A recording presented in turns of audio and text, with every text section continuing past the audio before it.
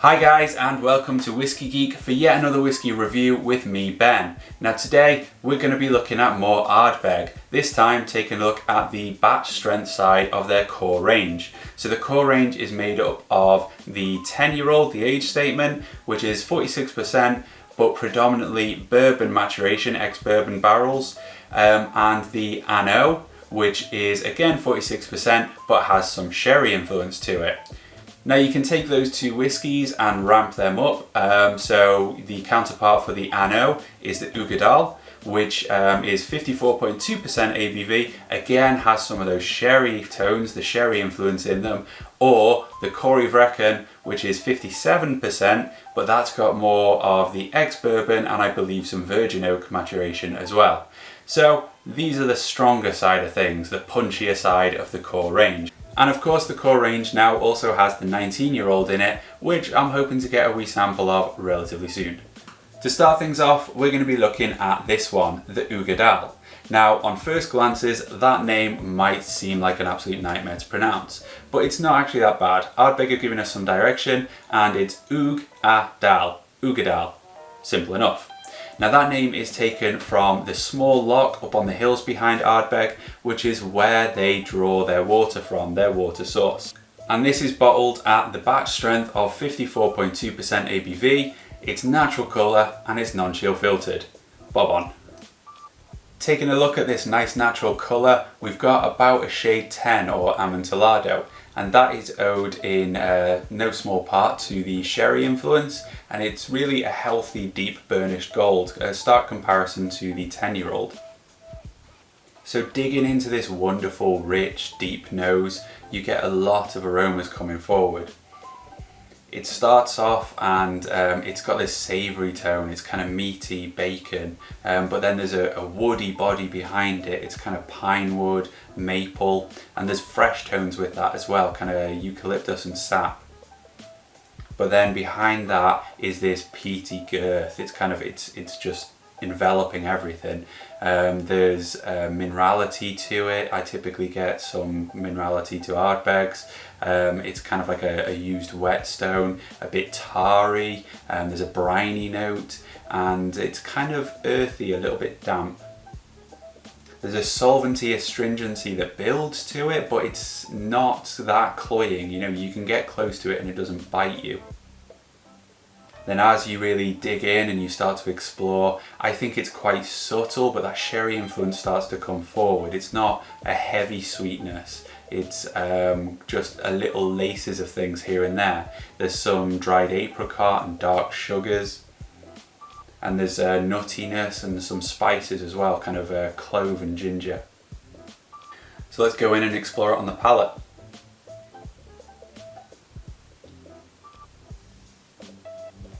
You're met with this lovely initial sweetness, honey, more of that maple, and the dried fruits. Then there's that fresh green sappy tone again, a lovely texture, it's thick in the mouth. This smoky ashy peat begins to develop. It's less earthy, I'd say, now on the palate. Again, there's the maritime tang, some of that minerality, it's almost a sharp citric minerality, and then the woodiness is showing, some tannins are coming through. Vanilla pods, and again that spiciness is pushing you through with a lovely warmth into the finish. So that finish takes really quite a bitter turn, a lot of tannins, dry woods, and that's kind of pulling forward an ashy smoke. There is still this damp, mulchy peat in the background, but really what's sitting at the fore is this bitter ashiness. Now there are spices and peppers, and they're lending a nice warmth, and it's lingering on pretty nicely, medium long, but I feel that the finish on this one is kind of letting the whiskey down. So now let's move on and see what the Corryvreckan has to offer. Now this one is bottled at 57.1%, and it's worth noting that this is a miniature that I got a fair while ago, to be honest. It's definitely previous batches to the current bottles you can buy. I think I have had it sealed for 3 years. only just recently opened it. So the Corryvreckan is named after a whirlpool, naturally occurring whirlpool you can find north of Islay and Jura. It's, you know, if you read into all the marketing blurb, they'd have you believe it's this super dangerous whirlpool, but if you do some searching, you'll be able to find videos of people sat on a little dinghy on top of the whirlpool spinning round. So again, this one is bottled at batch strength, this time a little bit stronger at 57.1%, and looking at the colour here, again we have a very healthy gold. This one is about a shade 9 Social Madeira, but that is not owed to sherry casks, that is largely owed to the virgin oak influence. So this is another critically acclaimed whisky, this one winning awards 2017 and 2018. Now, similar to the Uigeadail, you get this this astringency, this warmth, but there's a little bit more of a bite to the Corryvreckan. And similar to the Uigeadail again, it's this sweetness that hits you first.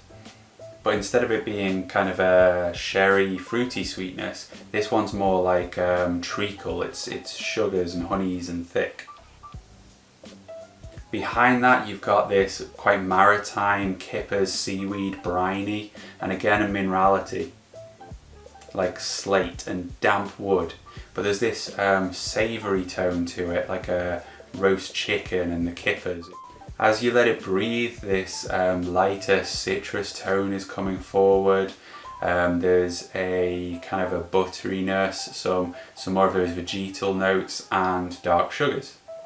I think there's a relative youth, or possibly the virgin oak influence is showing quite strong here, but it's not really problematic for me anyways. It's exposing the Ardbeg style a little bit better for me. So let's move on and try the palate. It's really quite oily and thick. There's this dry woodiness to it and a lovely peppery warmth. It's quite aggressive, more of a bite to it, more Ardbeg-y than the Uigeadail for me. But there's interesting strands behind that, sweetness, kind of berry fruits to me, and this peaty, savoury body kind of ties it all together. Now subsequent sips are calming down quite a lot. It's mellowing out and exposing this citrusy high note. There's a briny tone, some nuttiness, but still this peaty girth is accumulating, and that's what's pushing you through into the finish. So again, that finish comes through with a lot of dry wood and tannins, but it's nowhere near as bitter. It's rounded off really quite nicely by this roast espresso bean, coffee and briny note. There's loads of warmth, spices, cloves and some pepper in there as well. It's lingering on, it's not quite as long as the Uigeadail I don't think, but it's plenty long enough for you to feel the warmth and feel fulfilled by this peaty presence. So bear in mind that I have a relatively new Uigeadail here versus a years old Corryvreckan. You know, the release dates are not comparable on these two whiskies. I prefer the Corryvreckan. The Uigeadail I've rated 83 out of 100 because I feel it has this busyness. The sherry is actually detracting from what I feel makes Ardbeg great, this concise, peaty presence. The finish also lets it down. Whereas the Corryvreckan I've rated 87 out of 100, 87%, because it delivers Ardbeg better to me.